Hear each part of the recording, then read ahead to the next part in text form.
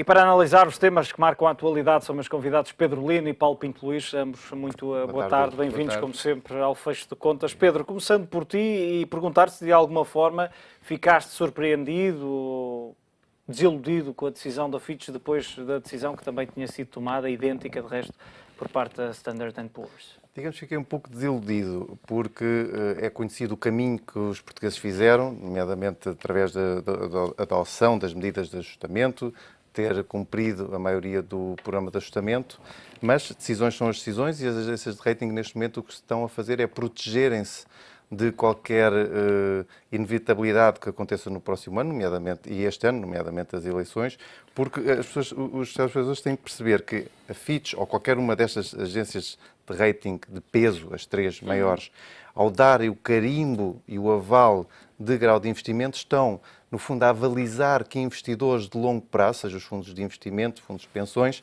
comprem títulos até 30, 35 anos. No fundo, estão a avalizar a dívida toda, praticamente em toda a sua maturidade. Ora, neste momento, é quase como se fosse é um uma cláusula de qualidade. Exatamente, funciona como um selo de qualidade onde os investidores qualificados com perfil de investimento a longo prazo não especulativo investem praticamente com os olhos fechados. E neste momento, depois de tudo o que aconteceu, depois da incerteza que ainda vivemos face à Grécia,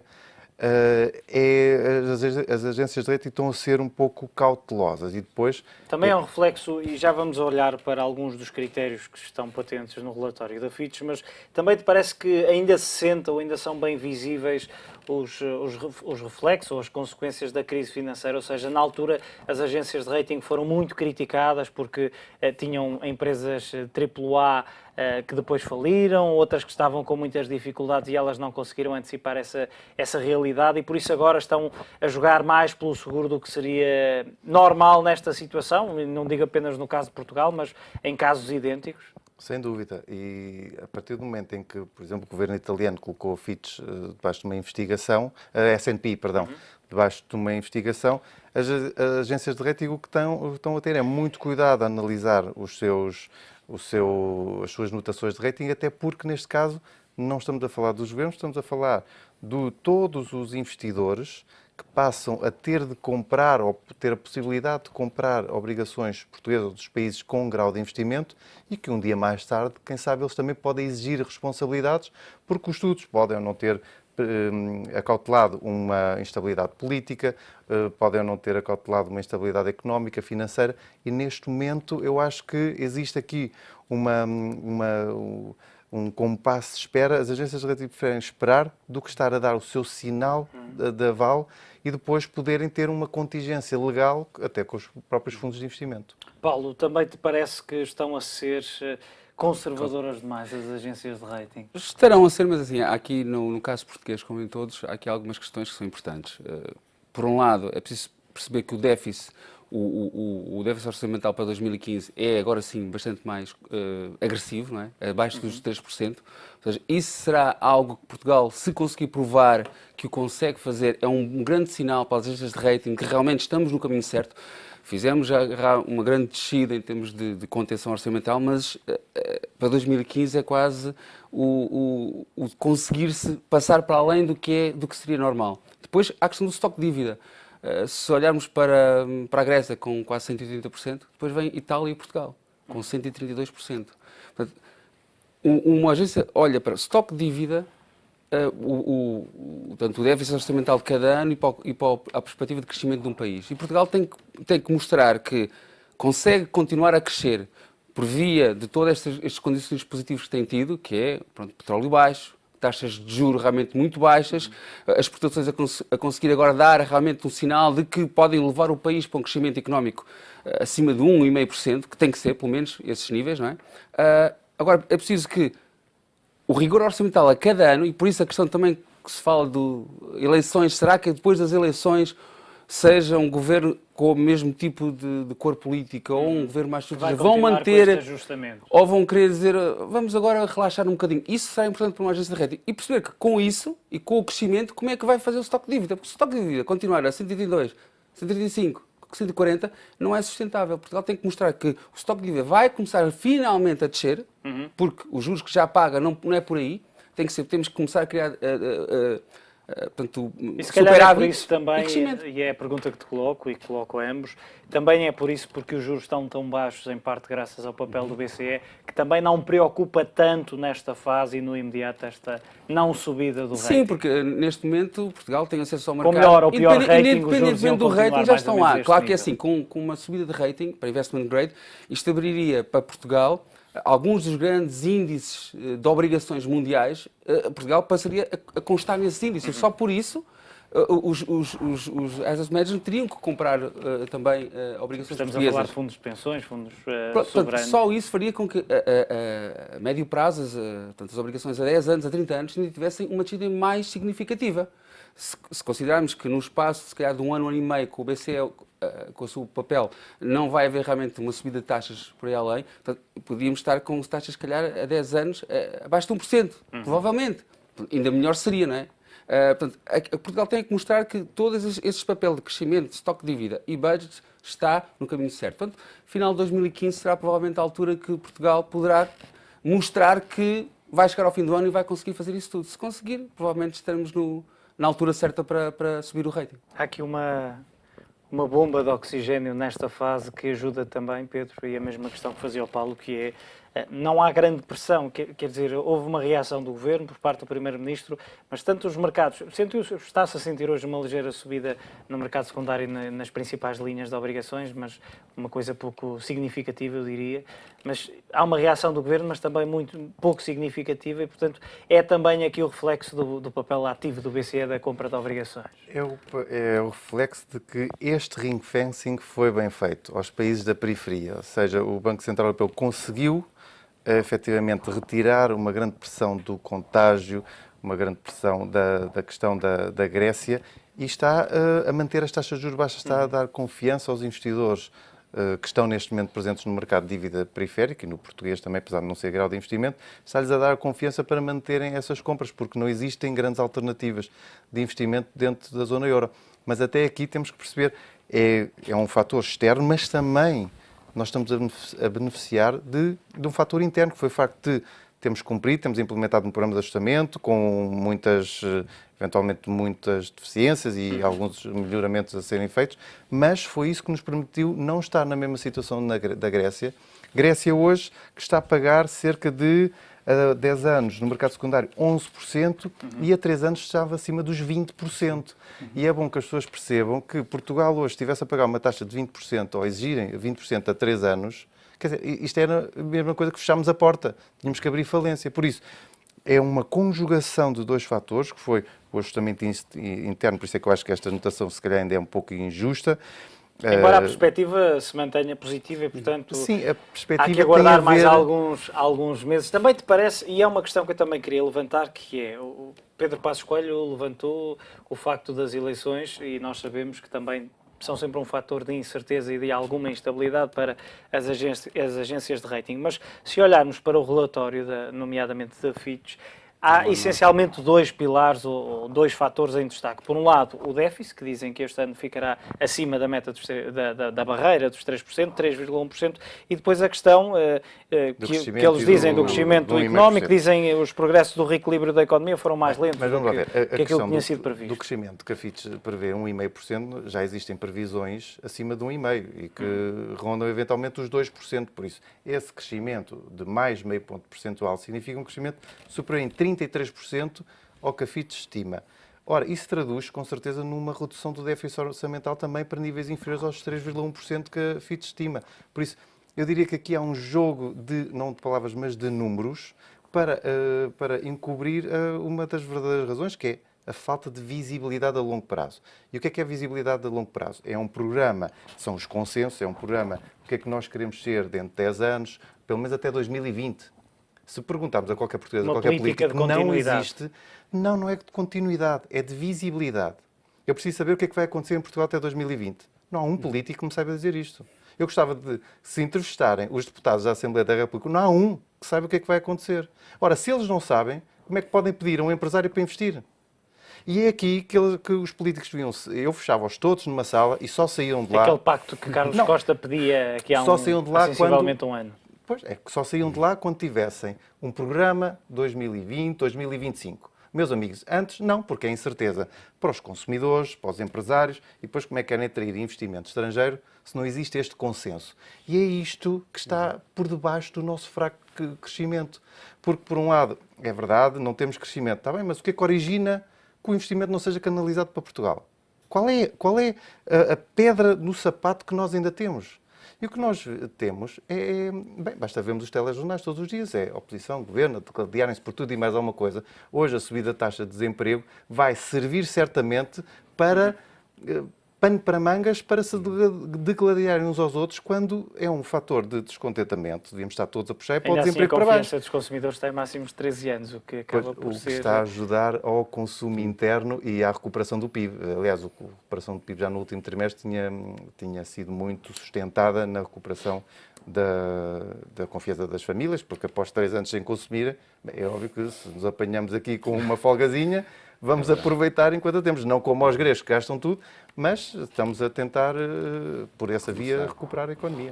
Paulo, e estes pequenos acertos acabam por ter acertos da Fitch, entenda-se, acabam por ter aqui um impacto importante se olharmos. No caso da previsão do PIB era de 1,5%, entretanto eu há pouco induzi-vos em erro, porque passou para 1,25%, houve aqui também uma pequena correção. Mas, por exemplo, ao nível do déficit, ao dizer que Portugal não vai cumprir com a meta do déficit, acaba por criar aqui... como diz o Pedro, faz soar aqui alguns alarmes, pelo menos. Os alarmes é esta questão dos números e é tentar que realmente a política que está a ser desenvolvida em Portugal continue na mesma trajetória, ou seja, que a consistência orçamental continue, que o facto de agora haver custos no fundo de financiamento muito mais baixos não permita que mesmo a cor ou outra diga vamos relaxar, como a própria Troika diz, que desde que saiu quer dizer, o ímpeto de reformas desacelerou. Provavelmente será verdade. O facto de andarmos aqui há 4 ou 5 meses a pensar só nas eleições e muitas coisas já não se fazem, não há tal perspectiva de dizer o que é que vamos ter a 3 ou 4 anos, como é que vai ser o Estado, qual é o tipo de... quais são os números realmente de déficit orçamental que vamos querer, ou de primário, não é? Nós andamos muitas vezes aqui a discutir que deveríamos ter superávites. E dizer isto, se calhar, a grande parte da população e política que queremos ter superávit, se vira, por exemplo, aquilo que aconteceu na Câmara do Porto, percebe-se que quando alguém deixa superávit é mal visto. Portanto, tudo isso para as agências de rating, o que pretendem é que Portugal demonstre que vai ter uma política consistente nos próximos 3 a 5 anos. E que vai continuar a crescer, porque se a confiança que se vê agora nas famílias deriva de se perceber que os próprios investidores estrangeiros já estão a investir em Portugal, o turismo está a níveis recordes, Portugal como marca está a nível internacional como nunca esteve, é preciso que este benefício que todos estamos a ter, que seja perseguido. E fazendo aquilo que ainda não foi feito na parte realmente estatal, ou seja, o Estado tem que ser facilitador, tem que estar onde deve estar e o setor privado tem que fazer o seu papel. Já vimos que se isso acontecer, as coisas resultam, mas há sempre a lógica de facilitar quando o dinheiro é abundante, como vimos no passado, quando o dinheiro é abundante, é pensarmos que podemos relaxar, que podemos voltar a subir salários, e é isso que, se calhar, vai marcar na altura das eleições, a perceber-se quem é que vai vir a seguir, qual vai ser o tipo de discurso que vai tomar. Ainda assim, e pegando só nesta deixa dos dados macro conhecidos hoje e divulgados pelo INE, cria-te alguma estranheza ao facto de muitas vezes se vender esta imagem mais, e passa a expressão vender, mas de ser divulgada esta imagem mais negativa do país, das dificuldades, e depois termos, por exemplo, como hoje, a confiança dos consumidores em máximos de 13 anos? São questões que têm a ver, obviamente, com a parte política. É verdade que também nem tudo é tão bom como se pinta do lado. Mesmo a nível de emprego, haverá muito emprego precário. Os setores, o turismo vive também muitas vezes da circulação. O que é preciso é colocar estabilidade e consistência neste tipo de investimentos. É que os investidores, quer portugueses, quer estrangeiros, consigam fazer estes investimentos, sim, a 3, 5 anos. E não pensem, ok, agora está a dar, mas de repente vem outro tipo de política, vem outro tipo de impostos, de direção estratégica e devemos voltar a fazer algo que é diferente. Portanto, é preciso que Portugal tenha realmente o tal plano a 3, 5 anos, provavelmente, estamos aqui já a ser um bocadinho políticos, mas um pacto de estabilidade mais central seria benéfico a Portugal. Os consensos às vezes são bons, e neste caso para Portugal era bom haver um consenso das principais diretrizes económicas e sociais do país durante um largo período. Porque as famílias querem, no fundo, gastar como se vê agora, estão a poupar cada vez menos, porque também é verdade que poupar agora é quase pôr o dinheiro debaixo da colchão, portanto não há muita coisa a fazer. Portanto, se as perspectivas de emprego forem melhores, vão gastar mais, o crescimento vem aí, e é preciso que percebam que quem o está a dirigir também tem um rumo. Isso é que é preciso. Eu já vou dizer que uma perspectiva de crescimento ou uma perspectiva para a economia de 3 a 5 anos não é nada. Estamos a falar curtíssimo prazo para uma economia. Às vezes falamos anos, isso é uma eternidade. Não. Para a economia e para um investidor que quer investir a longo prazo, estamos a falar de 10, 20 anos. Eu já nem estou a pedir que os deputados da Assembleia da República saibam o que é que isto vai ser dentro de 20 anos. Mas, pelo menos, e para as eleições, o que cada um devia fazer era, e apresentar um orçamento. Um orçamento para os próximos 4 anos. Porque os portugueses podiam ver, podiam ter consciência, olha, este partido prevê um déficit tal, uma dívida pública tal, sim senhor, como é que vai cumprir? Agora, tudo na palavra e a dizer, sim, se calhar posso baixar os impostos, posso subir. Isso não se traduz em materialidade. O que eu gostaria, nestas eleições, que vai ser impossível, é um orçamento de cada partido. Para podermos decidir em consciência, porque propostas há muitas. E depois já sabemos que quando chegam lá, ninguém cumpre. Agora, orçamentos para as pessoas, para os empresários saberem com o que é que podem contar. Isso só tem um revés. É que a partir do momento em que um partido se comprometesse com um orçamento e depois não o cumprisse, bem, pois, aí as coisas eram mais sérias. Voltamos à responsabilização. E conseguimos olhar para a Grécia, Paulo. E para as alegadas propostas, o leque de propostas. Estava a dizer um bocadinho à grega, quando estamos a falar de promessas que depois, no papel, valem o que valem. Os gregos também têm andado aqui no jogo do gato e rato com a Comissão Europeia, com as instituições, não é? Dando as tais propostas que querem delinear para conseguir os objetivos que a Europa lhes pretende. Já disseram, pronto, que há as tais linhas vermelhas, não podem descer salários, pensões, tudo mais. Agora, tudo o resto que vão dizendo, como é que vão captar mais impostos, privatizações, parece tudo muito vago. E como até já às vezes se brincou um bocadinho... o Wall Street Journal hoje, citando uma fonte... Eles dizem que já enviaram. Os alemães dizem que aquilo que enviaram receberam algo que acham que não receberam nada. Pronto, aquilo que eles dizem, e depois é uma questão de semântica, mas dizem que a Grécia ainda não entregou propostas de reformas. Pronto, porque provavelmente aquilo que entregaram foi algo na linha do que já vêm dizendo, não é? Supostamente até o próprio imposto sobre propriedade, que era algo que eles queriam fazer cair, é 2,5 bis dos 3 que eles dizem que vão arrecadar. Exatamente, era isso que eu ia dizer. Em termos redondos, aquilo que sabe é que em termos de previsão de receitas estamos a falar de 3 mil milhões de euros. Sim, e grande parte disso é de um imposto de propriedade. A questão é assim, vão estar lá para o arrecadar, vão conseguir arrecadá-lo, vão subir o IVA. Parece tudo muito bonito e no papel, e mesmo assim não parece algo que não é execuível. A grande questão é que eu acho que a Grécia está a jogar com a probabilidade de a Europa não querer deixá-los cair. E como já se diz... E agarrá-los a qualquer custo. Sim, assim, tipo, dar-lhes mais um balão de oxigênio até quase que eles caiam por si. E aquilo quase que já se diz no mercado é que, se calhar, a Grécia, se de repente cair, é quase por enganaram-se e entram em default por engano. E, portanto, basicamente, os gregos, como parece que às vezes, tecnicamente, ainda não... Às vezes dá essa impressão que não estão a perceber bem o que é que estão a fazer. E os riscos estão a correr.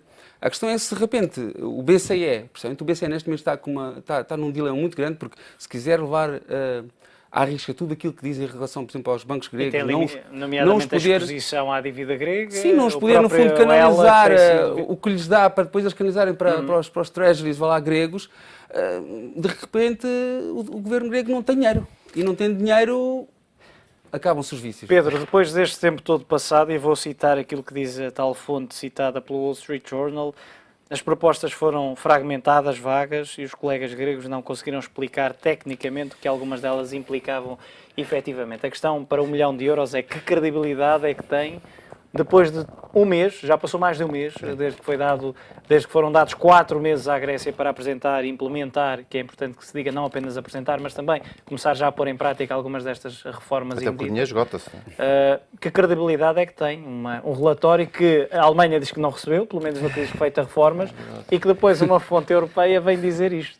Eu vou-me conter no comentário, dizendo apenas que vieram cá uns senhores do Siriza, uns deputados, a dizer: Senhor Coelho, a mudança. Bem, se a mudança de Portugal for para isto, pá, pelo amor de Deus, vão-se embora daqui o mais depressa possível. Porque não se pode gerir um país com rascunhos, que é o que nós fazemos quando vimos para aqui, estudamos e depois apresentar isto à Comissão Europeia. Quer dizer, não é, isto não é leal nem para com os outros parceiros, nem para connosco. É uma falta de respeito para quem ajudou, para os países como Portugal, que foram ao mercado, emitiram obrigações a 4,5% na altura para emprestar à Grécia, num que foi um gesto de solidariedade europeia, quando nós já estamos com dificuldade, e depois virem com papelinhos e com amadorismos, quer dizer, e aqui percebe-se porque é que o Podemos não ganha tanta dimensão em Espanha, porque é que a Frente Nacional e o extremismo em França também já não consegue, e quando aparecem algumas alternativas, tipo a UDP, o Sr. Sarkozy, ganham imediatamente. Aqui percebe-se porque é que a extrema nunca vai chegar ao poder no resto dos países. Porque as pessoas, quando começam a ver, epá, foi para lá o Siriza, mas afinal, o que é que eles fizeram? Mas afinal, vamos lá ver o profissionalismo daquela gente. Ah, não, as coisas vão mudar, a reestruturação. Bem, e não conseguem oferecer soluções ao povo grego. Não conseguem oferecer soluções à Europa. Não conseguem fazer parte do mundo. Todos os dias apresentam uma proposta, depois dizem que não é proposta, depois afinal não sabem fundamentar o que apresentaram. Quer dizer, é muito amadorismo. E eu acho que chega a um ponto a paciência esgota-se. Mas a paciência eu acho que vai ser dos próprios gregos. Como o Paulo estava a dizer, aquilo um dia vai implodir por dentro, que as pessoas vão se fartar. E já tem havido algumas manifestações contra o governo grego, de movimentos mais anarquistas, mas... Porque, repare, é muito fácil dizer vamos baixar a eletricidade ou não vamos cobrar a 300 mil pessoas. Sim, senhor. Muito bem, porque isso é uma gota no problema da Grécia. Mas acho a muito questão bem é que algumas exista... das medidas previstas neste último documento, alegadamente, diz respeito a aumento de impostos. E estamos a falar o aumento da taxa máxima sobre os rendimentos de 42% para 45%, aumentar as isenções do atual patamar de 5 mil euros para 12 mil euros. Estamos a falar do IVA, sobre produtos de luxo, imposto especial no consumo de álcool e, no final, o objetivo é arrecadar pelo menos 3 mil milhões. Mas, no fundo, isso é um programa exatamente igual ao que Portugal teve. É um programa de ajustamento, aumentar o IVA na restauração, nos bens, ao reorganizar a estrutura do IVA, que foi feito também em Portugal, otimizar a cobrança de impostos. Ainda não se ouviu falar nas privatizações, nos armadores gregos, em todas as indústrias que ganham milhões. E quando o Sr. Varoufakis estava a falar, há um mês atrás, na conferência de imprensa, dizia: não, eu até já não sou contra as privatizações. Quer dizer, lá está, no período pré-eleitoral, contra, acabou. Agora, nesse documento, ou numa notícia que também saiu durante o fim de semana, já previam privatizar o porto de Piraeus por 500 milhões de euros. Quer dizer, mas estamos a falar que as necessidades de financiamento da Grécia são monumentais. Aquilo foi dívida atrás de dívida. Na sexta-feira a cortar em 2 níveis. Mas é que as pessoas têm que perceber, esta dívida atrás de dívida não é questão dos juros, porque a Grécia paga um juro mais baixo até que Portugal. É uma questão da economia. Os gregos simplesmente decidiram, não pagam impostos. Foi uma decisão própria. É óbvio que existe uma crise humanitária bastante grande, existe uma crise social, mas os que podem decidiram, não pagam. E o fruto disso foi a saída de capitais da Grécia para a Suíça, para outros países, que culminou nos depósitos gregos a estarem no mínimo desde 2005, quando hoje em dia na área de informática tudo é possível de rastrear. Era possível o governo dizer: olha, antes da crise o senhor contribuinte Paulo Pinto Luís tinha um património de 1 milhão de euros. Epá, agora só aparece aqui nas contas 200 mil. Olha, venha cá, explique lá onde é que está este dinheiro. Está na Suíça, está no Japão, e taxá-lo. Mas qual é o problema? O problema é que não há coragem política. E eles vão ter que pôr corda nos sapatos, porque senão... E aqui o problema é que quanto mais semanas passamos neste impasse, a confiança de investidores, de consumidores na Grécia, não é? vai-se diluindo. E a confiança aqui é primordial, tal como no setor financeiro, quando vimos sempre a questão quando foi do BES. Quanto mais semanas se passam a pensar que algo de muito errado pode acontecer, é quase auto-executa-se, não é? Porque de repente fica toda a gente parada porque ninguém quer fazer nada. E é que os motores param e a Grécia neste momento parou à espera do que vai acontecer.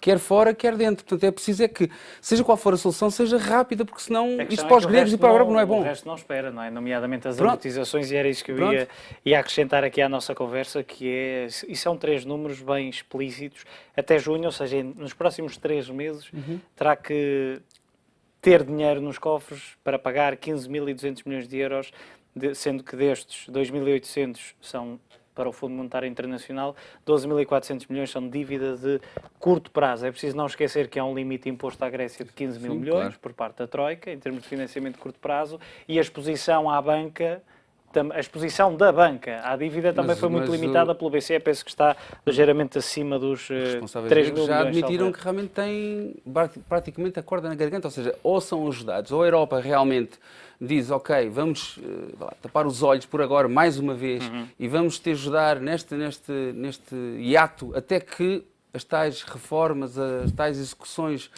valham alguma coisa. Precisa continuar a acreditar que a Europa muito provavelmente, e acho que por isso é que o mercado, apesar do mercado, em nível de indicadores, CDS e tudo mais, indicar cada vez mais que a probabilidade de acontecer algo muito mau está lá, há sempre a percepção de que, no limite, pelo menos nesta fase ainda de 2, 3 meses, a Europa vai avançar. O primeiro-ministro, não é? O Ministro das Finanças espanhol continua a dizer que quase como nem está na mesa a Grécia sair.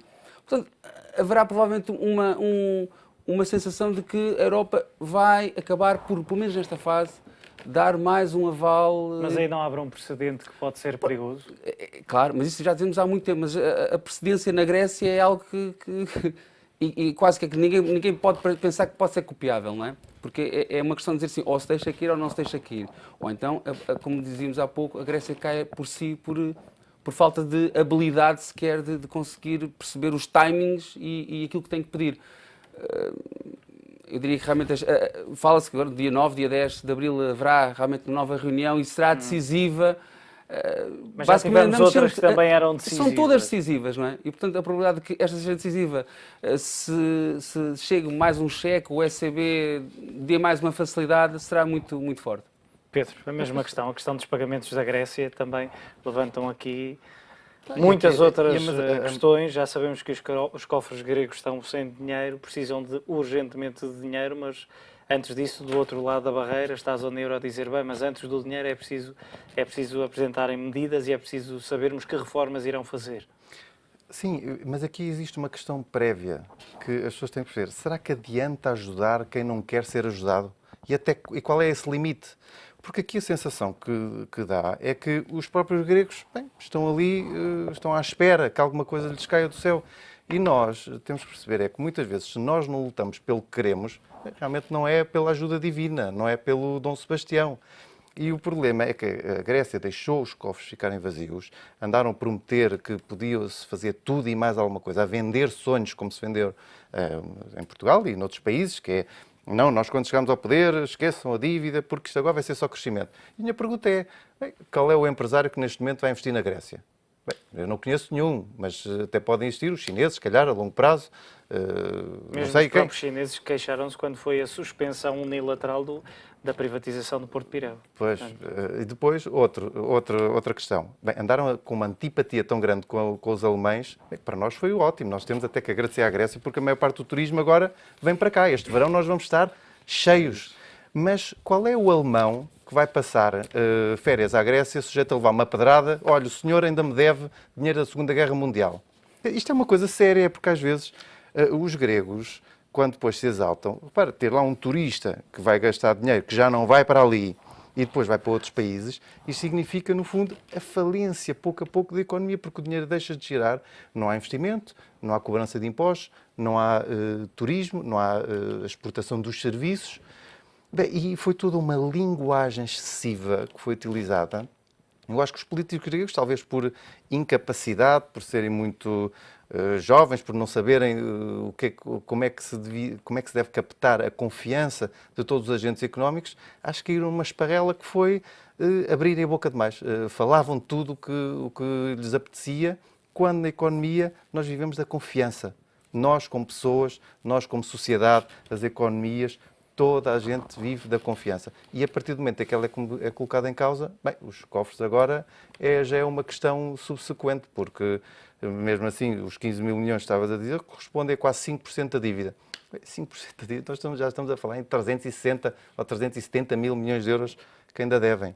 Isto é preciso não esquecer que o calendário de amortizações grego é feito de picos, porque tivemos muitas emissões de muito curto prazo e, portanto, isto são 15 mil milhões, 15.200 até junho, mas depois, nos meses seguintes... Devido à emissão dos bilhetes de ouro, foi a mesma situação que aconteceu em Portugal. Nós, há 3 anos atrás, conseguíamos emitir... Houve uma altura, nós só conseguíamos emitir até 6 meses. Não havia crédito no mercado. E, no fundo, essa dívida que se vence, que era emitida há 3 a 6 meses, tinha que ser reembolsada e emitida nova de todos os 3 a 6 meses. É o que se passa agora na Grécia. Mas só com confiança, e a confiança, lá está, no caso português demorou 3 anos a recuperar, no caso grego, se calhar, não está e deve demorar muito mais. Muito bem. Pedro Lindo, Paulo Pinto Luís, como sempre, muito obrigado pela vossa análise na altura para um curtíssimo intervalo. Não saia daí.